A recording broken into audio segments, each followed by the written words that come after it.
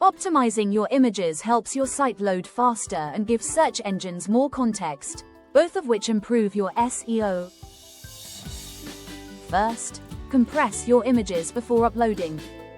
Large files slow your site down, especially on mobile. You can use tools like TinyPNG or built-in compression plugins if you use WordPress. Next, name your image files clearly. Instead of img_1234.jpg, use something like kitchenrenovationmaidstone.jpg. That tells search engines what the image shows. Then, add alt text. This is a short written description that helps visually impaired users and gives Google more detail. For example, modern kitchen with grey cabinets and quartz worktop. Also, use the right format.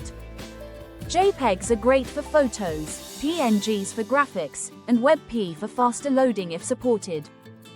It's a small step, but done consistently, image optimization can really support your search performance. Subscribe for tomorrow's tip and visit bottletopcreative.com for beginner-friendly SEO support.